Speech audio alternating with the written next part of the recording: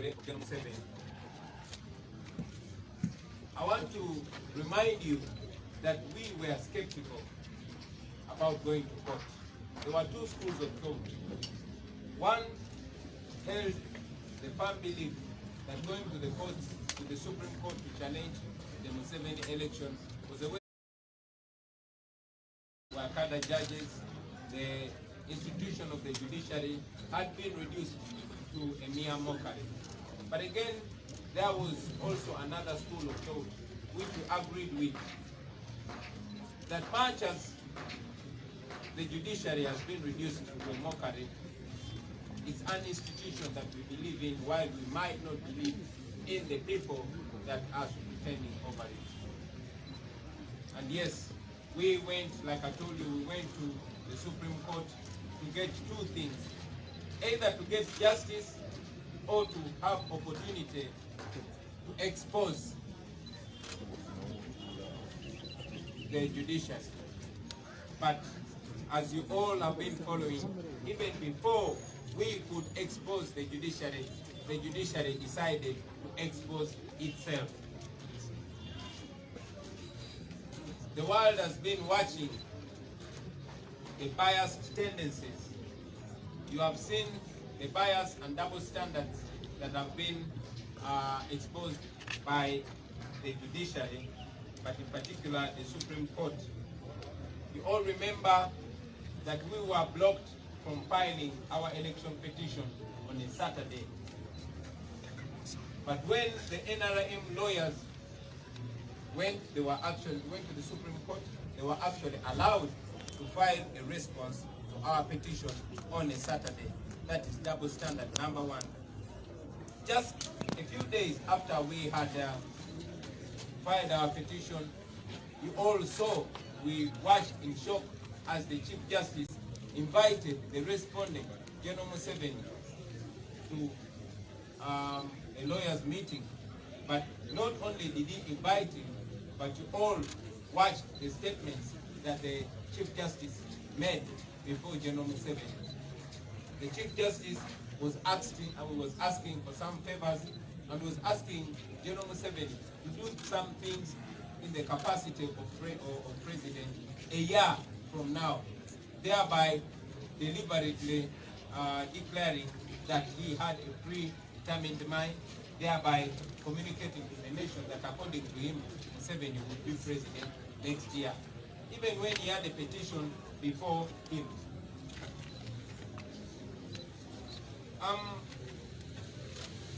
We had observed and indeed raised our voices on the uncomfortable closeness of the Chief Justice with General Museveni. And not only the Chief Justice, but various justices, the Supreme Court. You are aware that since we petitioned the Supreme Court, the Chief Justice has met President Museveni three times. Now this is an arbiter in a matter who is meeting one party, who is meeting a defendant three times before they adjudicate this matter. We think that is wrong. We condemned it and we continue. They mentioned about the statements that Justice Owiny-Doro made before General Museveni. And indeed, he went ahead in one of those meetings to present a budget to the defendant. Now here is a situation where the judge in a matter where Museveni, the defendant, is actually asking for money from Museveni. We think that is not only immoral, but that is wrong. Now, following that, you all remember, ladies and gentlemen, that I was put under illegal house arrest for 11 days after the order from the High Court of Uganda for me to be able to leave my home, thereby start working on that petition. Good enough, we were able to work around the clock, and within 4 days, we had filed a petition. But again, our law provides for amending the petition because we decided that we had to present more grounds, more powerful grounds to the Supreme Court. It shocked us, like it shocked so many people in the world, that the Supreme Court rejected the amendment of our petition. I must remind you, ladies and gentlemen, that in the just recent presidential election petition of Amama Mbabazi versus Museveni, an amendment to the presidential election petition was accepted. So it was clearly discriminatory of the Supreme Court to reject an amendment to our petition. Yet an amendment was accepted in the recent presidential election petition. As if that was not enough, ladies and gentlemen, our lawyers put it to the Supreme Court. They explained to the Supreme Court that we were unable to put all our grounds together because time was not enough, having noted that the military and police took away 11 days from our time. The Supreme Court, with a clearly biased attitude, rejected our amendment. Now, a matter before court is determined according to evidence. Because a matter is determined according to evidence, we made every effort to collect as much evidence as possible. Even amidst difficulty, you are all aware that many of our election observers as National Unity Platform, many of our polling agents were arrested and others were and continue to be on the run. Many of them are in prison. Many of them have been abducted by the police and the military, and we don't know where they are. And yes, very many of them are on the run. So amidst those challenges, we were still able to put together that evidence, well knowing that in the past presidential election petitions, for example, one of 2001 and one of 2006, of Dr. Kizabesige versus Museveni, evidence was continuously admitted in the court all through the hearing. But guess what? When we took our evidence to the Supreme Court, even before the hearing, the Supreme Court in Anand adduced enough evidence. But here is the Supreme Court rejecting evidence. And among the evidence that was rejected was an affidavit by our Secretary General, was an affidavit by a comrade called Kalundi Serumaga of a video which was putting everything clear to the Supreme Court. Videos of the military ballot stuffing, videos of pre-ticked ballots being ticked by the police and the military, videos of places, especially in Western Uganda, where, however, is where more than 7 of our family members were registered to vote from. Now those 7 did not vote because some had been arrested, others had fled because they were wanted, and some were 2 women who were very, very pregnant and did not show up to the polling station. However, interestingly, at the Rwa Waiver polling station, the voter turnout was 100%. Now, because that evidence was too strong, and it would make it impossible for the Supreme Court, for Chief Justice Owinidolo and his people to twist the case, they uncharacteristically rejected that evidence. Up to now, we don't understand why they rejected that evidence. We brought that evidence. At first, it was rejected by the registrar, but because we know that it was within the law for us to bring evidence, and there was precedence for that, because Dr. Kizabesige had brought in evidence well through the hearing. Our evidence was rejected, and they did not give any substantial reason. So, ladies and gentlemen, well knowing that even while we were petitioning, this office continued to be under lock and key, courtesy of Uganda Police and the military. Even when we petitioned the High Court of Uganda to order the military and police to leave this our office, like it had ordered them to leave my home. so that we could pick evidence from this our office. The High Court did not assist us. Up to now, they've not ruled on that matter. The pieces of evidence that were rejected were way beyond 200, which is very, very clear that the judiciary, the Supreme Court, is not intending to give us justice in this matter. Now, one very disturbing thing is that in the 2016 presidential election petition of Amama Mbabazi versus Museveni, even when by then the days of hearing and determining the case were 30 days, they were given over a week of submission. But guess what? The Supreme Court said we could only submit in this, our petition, for 30 minutes. Only 30 minutes. I want you to imagine us being able to make our case, to bring all these details together in only 30 minutes. Now that was clear. One, the Supreme Court did not want this matter to attract so much attention. Because this is a matter of very high public interest, they did not want the public to, pay so much attention. They did not want to expose themselves.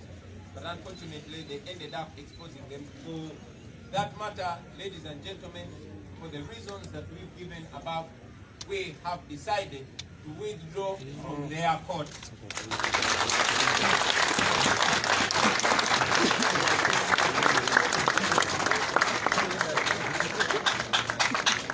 It is clear that Mr. Alfonso Owiny-Dolo and the members of his court are not interested in giving Ugandans justice. No, they are not. I want to read you a small. Quote in a book written by Yoweri Museveni and his friends after the 1980 elections. Wow. Now this is Museveni writing. He said, in a fascist regime, the judiciary is only a manipulated tool for dictators to carry out their despotic will. The judicial service only serves the purpose of giving the fascist regime a technical semblance of legality in its operations. The weakest and most compromised men are appointed to key positions in the judicial service because of their willingness to bend the laws according to the desires of the dictatorial regime. Any man of integrity and professional standing who can put into practice any number found on the bench are harassed, humiliated, and summarily dismissed or demoted, and their amenities withdrawn to break their families and force them to submit to the dictates of the regime. Meanwhile, Porter continued packing the bench with his psychopaths and relations. He has, for instance, reappointed one or 10 to the bench in spite of the fact that he had been discontinued by the Judicial Service Commission for the conflict and fitness and general misconduct. An attempt was made to kill Mr. Justice Frank Sekandi. Prominent members of the legal profession have been either killed, detained, or generally harassed. The Uganda Law Society has been completely silenced. These are writings from a book called Mission to Freedom, written between 1981 and 1985. Ladies and gentlemen, if I did not mention the year 1981 and 1985, you would think that book was written yesterday in this particular time. That is how much our judiciary has been reduced to a mockery. We are withdrawing from the Supreme Court because the courts have failed to show that they are independent. The courts are not independent. It is clear that these people are working for Mr. Museveni, and we refuse to be part of that mockery justice. We have told you before, and we tell you again, that we are going to take this matter to the court of the people.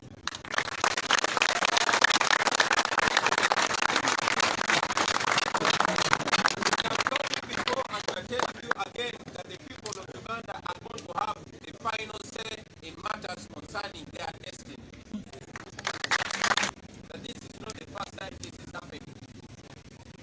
After what Obote did in the 1980 election, Mr. Museveni went to the Supreme Court. But he went to the court, but he had to abandon that case because the judiciary was just as it is today.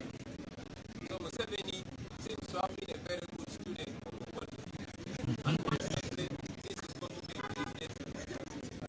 To be far from Museveni, we are not violent. We are withdrawing from the court, but we are not opting for violence. We are going to the court of public opinion, we are going to the court of the people of Uganda, and we shall, the people of Uganda, our next steps.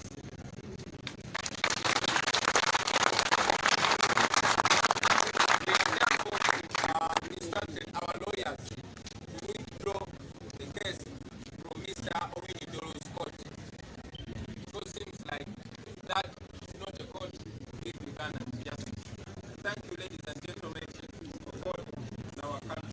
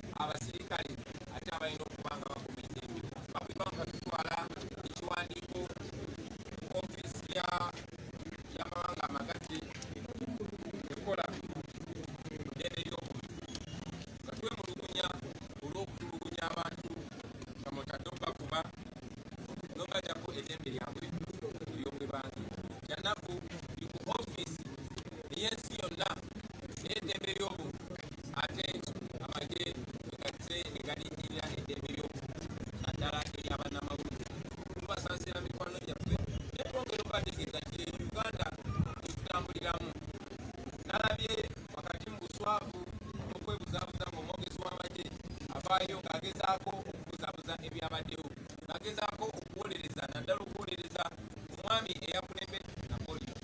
Kyanaku nnyo naye tukiyongere okulaba wa bwe tuli nawa tulina okulagasika mu masaza gonna ng'Abannayuganda. Twogerera wano kuwamba abantu baffe tukyagenda amaaso. N'amakya ga leero waliwo betegezeddwa tebawambiddwa emmotoka ez'ekika kya droni n'emmotoka endala. Abantu bangi bawambibwa baddamu okulabikako abatemuddwa abatiddwa bannaffe bangi abalala babateeka eyo ne babatta balala babatomesa motoka ate abalala babawamba ne babatulugunya tuddamu obalabaku nga tebalina njala abalala nga babasaze ebitundu ennimi zaabwe esenga bakyagala.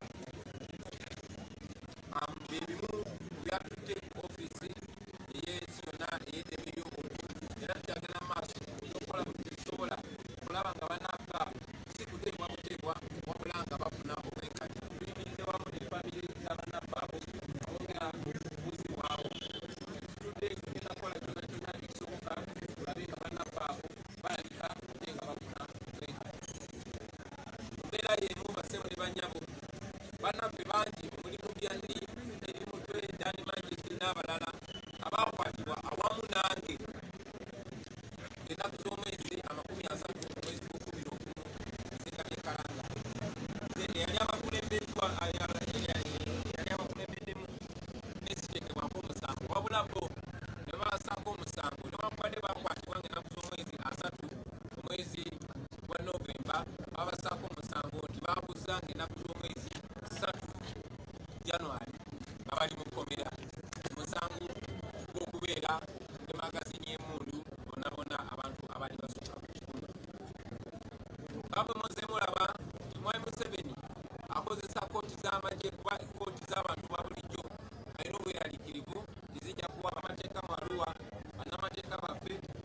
bagenda mu kkooti ne bawakanya ekyokunkozesa mu kkooti y'amagye nga tesiri musirikale era ekkooti n'ekisazaamu twatwala okwemulugunya kwaffe mu kkooti enkulu nga tuwakanya ekyokukwatira ekyokuwoleza abannaffe mu kkooti ey'amagye era okulya kw'omusango ogwo kugenda kuvaawo kya mu ngeri y'emu bannamateeka baffe bagenze maaso era ne basaba kkooti eyo ey'abantu aba bulijjo enkulu okukkiriza okweyimirirwa kwa mikwano gyaffe so njagala okategeeza bannayuganda bannaffe kisoboka kikolebwa okulaba bannaffe abo bayimbulwa ate bafune obujjanjabi kuba bategeezebwa nti bangi batukubirizibwa byasuso kati basebo ne banyabo olunaku lwaleero tubayise nga twagala okubategeeza okusalawo kwaffe ku musango gwe twawaaba kalumu feebu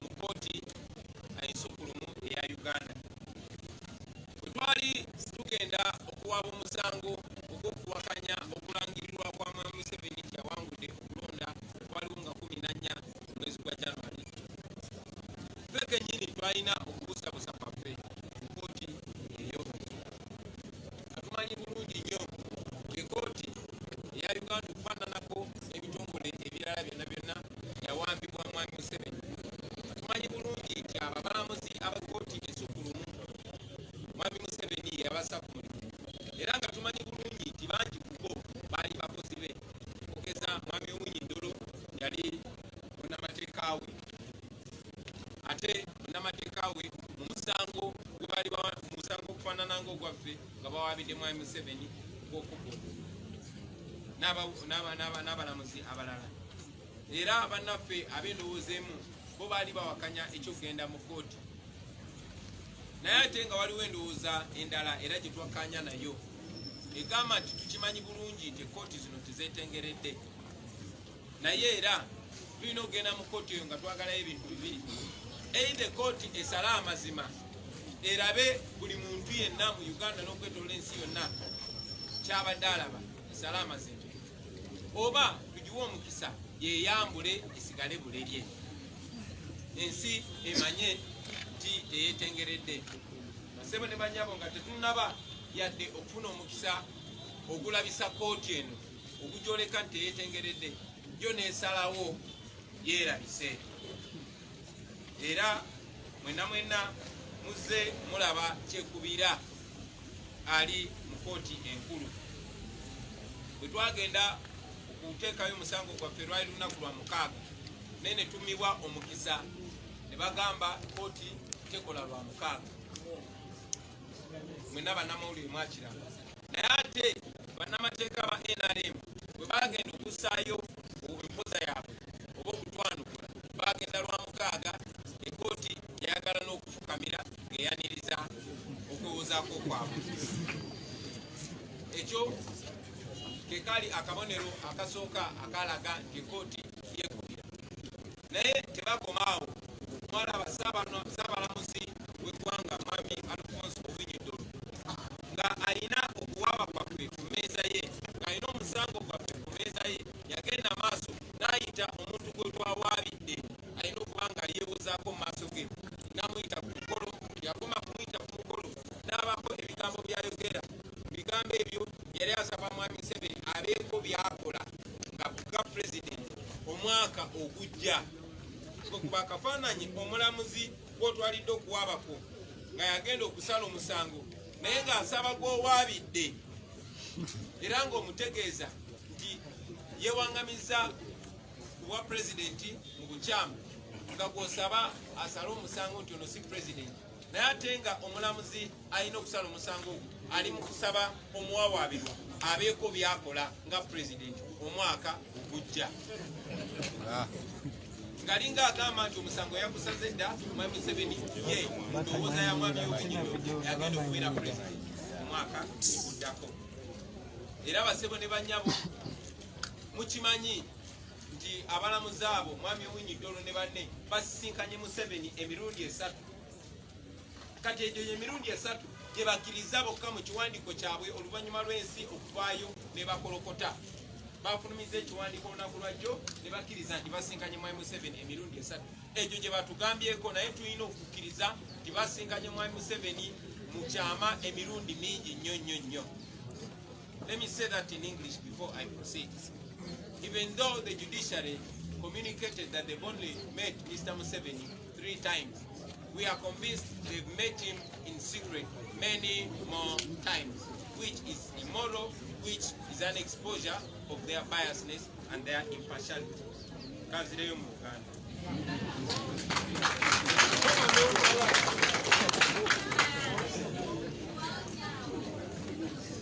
Akabonero akalaga nti ekkooti eno erina kyekubira.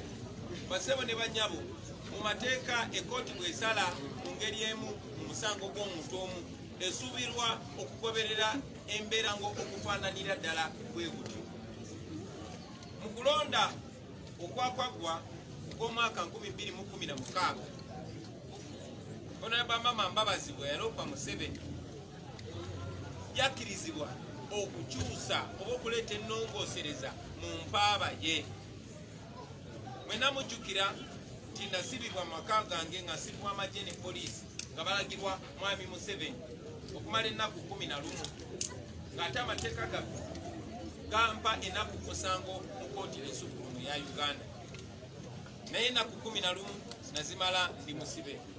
Bwe navaayo nalina ennaku 4 zokka okwatagana ne bannamateeka baffe okuwaba omusango. Twakikola ekyo mu budde obwo, naye nga tumanyi nti amateeka gatukkiriza okuleeta ennongoosereza, okuleeta ensonga endala ezirina okwesigamibwako ekkooti okusazaamu okulonda okwo. Ng'emu ku nsonga yali nti mwami Museveni yali tasaanidde mu mateeka kwesimbawo. Kyewuunyisa nnyo buli muntu abamanyi amateeka n'ababadde bagagoberera okulaba nga ekkooti ensukkulumu ekulembeddwa mwami Winnie Dolo yatugaana okuleeta ennongoosereza mu musango gwaffe. Nga Maama Mbabazi ekkooti y'emu yamukkiriza naye ffe netugaana. Mwana wattu leete wano ensonga netugamba tuganye okuleeta ennongoosereza yammwe naye tujja bbawa ensonga oluvannyuma. Balabika ensonga eyo bakyagiyiiya paka kati. Ekyo nno tekyakomaawo mikwano gyange. Already tubategeezezza nti ebimu ku byatulwisa kwali kubeera nga tuli basibe. Ekkooti ensukkulumu eyo negamba bwe muba mwagala okuleeta ebintu eby'enjawulo mujja bireeteramu evidence. Kakati oba mujja bireetera mu bujulizi. Tubadde n'akaseera akazibu okuŋŋaanya obujulizi bwaffe nga bwe mumanyi nti bannaffe ba polling agent abaali babikiikirira mu bingi ebyokulonda abamu bakwatibwa okulonda tekunabaawo, abalala ne bakwatibwa okulonda kwennyini, abalala ne bakwatibwa ng'okulonda kwakaggwa, abalala bakyampa omusaffe muganda waffe gwe bayita Kajimu nnaku 2 emabega yakava mukomera bamukwata ne bagenda ne bamutulugunyiza egusi emaayi ne bamugyayo ne bamusibira emakindye nga talina musango kubanga yali alina DR omusaffe. So kyatubeerera kizibu nnyo okuŋŋaanya abajulizi baffe, naye era mu bukubi obw'ekitalo abajulizi babakuŋŋaanya. Ebbanga eryo lyonna lyonna nga ofiisi yaffe eno Kigali yeriko poliisi n'amagye. Ekkooti y'emu eyalagira poliisi n'amagye okuva ewange y'ekkooti y'emu gye twasaba eragire poliisi n'amagye bave ku ofiisi yaffe eno tusobole okujja obujulizi mu ofiisi zaffe okutwala mu kkooti obudde bukyali. Ekkooti kyeyabalagira paka kati, naye tukenjula bw'ebyujuzi bwe baawulira ekkooti kati esazeewo obutatwala bujulizi bwaffe nabo ne bavaawo abalabanga missoni yabwe. Basebo ne banyabo njagala okubategeeza nti obujulizi bwe tulina kuba bwe twatudde mu kkooti bwe twatwala mu kkooti tulikyesula kkooti ensukkulumu yasooka n'abugaana ekitwetaagisa nakola application tusabe kkooti etuliza obujulizi bwaffe ekyakolebwa bantu balala naye kkooti negaana. Njagala obajjukiza omusango ogwa 2021 n'ogwa 2026 Dr. Besigye bwe yaloopa Museveni kulonda okwo omusango gwe gumu nga buno bwe twaloopye obujulizi bwakkirizibwa paka ng'okuwoza kuwedde, naye kati n'okuwoza tekunaba kutandika okukkiriza obujulizi bwaffe. Tukkiriza nti kkooti eyo engeri gyerina kyekubira, engeri gyekirikirya kati libakolera mwami Museveni, bateekateeka okuba ensala yaabwe nti aba NUP omusango gwemwalufa gugobeddwa kubanga temwaleese bujulizi bumala. Akati balabirana tuba tubalemesa okuwa ensala bwetyo bwe tubaleeterawo obujulizi obungi bwebu. Obujulizi bwe baaganye mwe muli obujulizi bwa Secretary General waffe, mwe muli obujulizi obw'omu bwanaffe obwa vidiyo obulaga byonna ebijjamu bye mbadde nga mulaba ku social media n'ebirala tetunnabibalaga kubanga twali twasalawo tubutwale formal platform court. Mwe muli zi videos nga abantu babuliri, mwe muli zi videos nga poliisi n'amagye batikinga obululu bwa mwami Museveni, mwe muli zi videos nga abantu baganibwa okulonda, mwe muli zi videos nga aba polling agent batibwawo polling stations, mwe muli videos ez'obululu obutikinge ne videos endala nyingi nnyo. Obujulizi kkooti yaganye okukkiriza kuba yalabye tebugenda kulabisa boosi bwabwe. Obujulizi bwe twabadde tutwalidde kkooti ensukkulumu mwe muli obujulizi nga bwe mubadde mubuwulira obw'ebitundu akakiiko k'ebyokulonda bwe kagamba nti ebitundu ebimu bya abantu 100 ku 100 balonda bonna abeewandiisa tibaavaayo ne balonda, omuli abo abaafa, omuli abo abasenguka n'abalala. Tulina abajulizi ne affidavit eziraga nti byali bya bulimba. Jabawaayo okugeza kuwa mulundi gumu ewaffe Gomba waliwo ekyalo bakiyita Lwaweeba. Lwaweeba eyo mukadde wange alinayo faamu era tulinayo ab'eŋŋanda baffe, ab'eŋŋanda abalonderaawo wennyini Lwaweeba ababeera ku kyalo kye bayita Buyanja. Naye example emu yokka, ffe ewaffe abantu 7 bali beewandiisizako eyo polling station. Mwaba abantu 7 banaku bo badduka nga batya obakwata kuba baali babanoonya. Omu ne bamukwata n'omulala ne bamusangawo ne bamukwata. Mwe muli abakyala ab'embuto 2 baali mu ddwaliro ne batasobola genda kuzaala. Naye ku polling station yemu ey'Elwaweeba akakiiko k'ebyokulonda kafulumya report nti bonna abeewandiisa bonna baalonda. N'obujulizi obulala bungi nnyo basebo ne bannyabo bwe tugenda okutandika kati okubawa kubanga okulopa kwaffe tukukomyawo eri mwe abantu.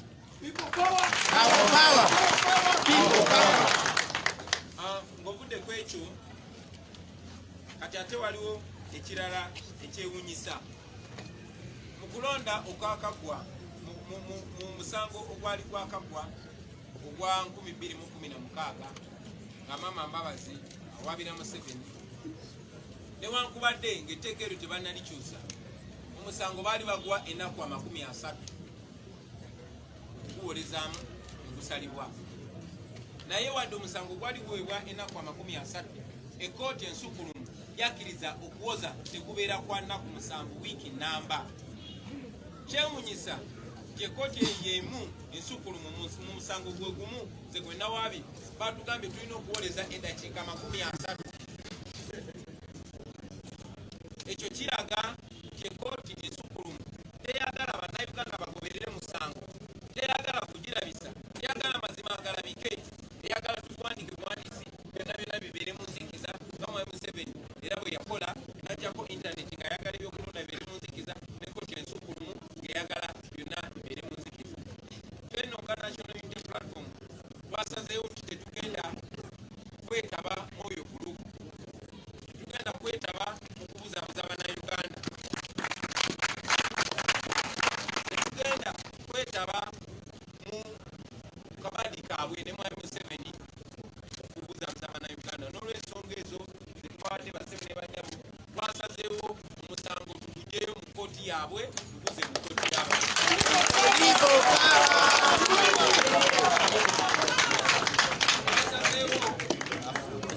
Twasazeewo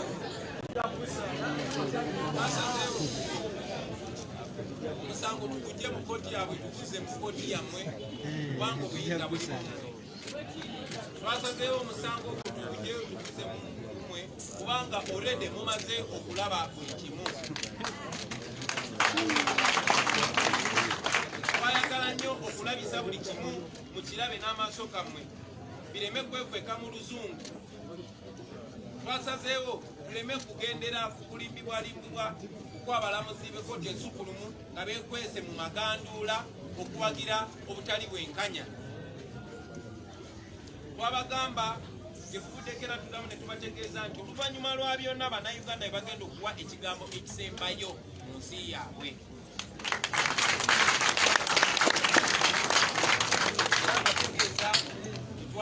Twategeezezza dda bannamateeka baffe ne tubabulira batandike emitendera gy'okugyayo omusango ogwo.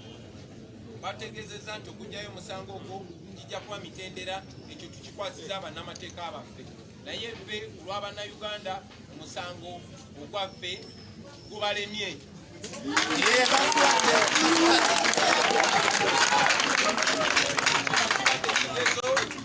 Kino kibadde kigezo ng'akakiiko k'ebyokulonda bwe kagwa kino ekigezo ne kkooti ensukkulumu nayo egudde kino ekigezo.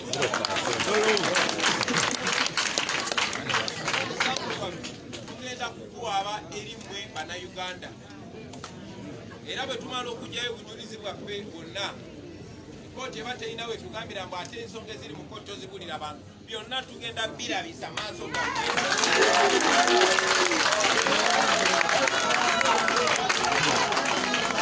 Omusango tugenda kwanjulira bannayuganda okuva ku A paka ku Z, then mwe mugenda okusalawo. Munaku eziddako tugenda kubategeeza basebo ne bannyabo kiki ekiddako.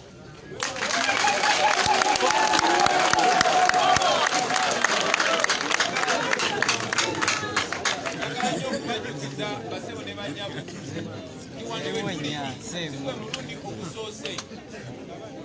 Emyaka 40 egiyise mu mwaka gwa 8 era twagala okutegeeza bannayuganda nti guno omusango mwe mugenda okulamula butongole.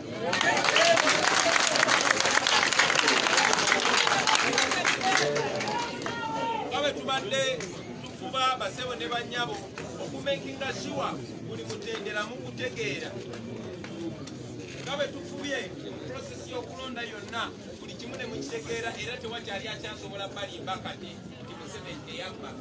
Tewali akyasobola balimba kati nti akakiiko k'ebyokulonda akali tekeetegeredde era tekakobeza mu mbeera y'emu. Saawa zino mukiraba naye twagala okuyita mu buli kutendera nga step to step nga ekkooti ensukkulumu ey'Amwami Owinyi-Dollo bwe talina kigendererwa n'omulundi n'ogumu kusala mazima okuba kuwa bannayuganda bwenkanya. Tugenda buli bujulizi okububanjulira step by step nga tumaze okukugjayo kkooti yaabwe. Bwe tumala abasebo ne bannyabo tugenda kubategeeza kiki kitulowooza kirina okuddako.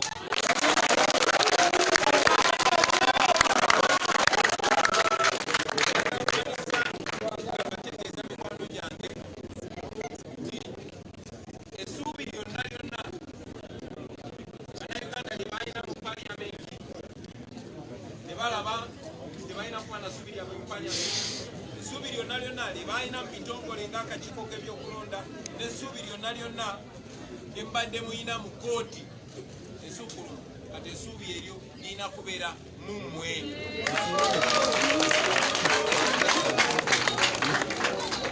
Buli lunaku oluyitawo, buli ssaawa eyitawo egenda ebalaga nga bwe mulina okwebereramu, nga bwe tulina okwebereramu ffe nga bannayuganda. Mayi Museveni nga bwe yakyogerako mu myaka gy'ekinaana nti Obote era abo bonna bonna abeemalirira n'agenda nga bajja mu bifo ebyobuvunaanyizibwa. Ekyo nno bwe kirinde ku mulundi guno basebo ne bannyabo. N'olw'ensonga eyo essuubi liri mu mmwe. Twagadde okubategeeza mukimanye olwaleero nti ekkooti ya Mwami Owinyi-Dollo ne banne tugimulekedde. kubanga yabwekanya eyemaliride omusango gwaffe kukomyawo mmwe abantu tebanyabo. N'ebigambo ebyo njagala obeebaza, manyi nti abamu ku mmwe mulina ebibuuzo bitujja okwanukula. Mwebale nnyo.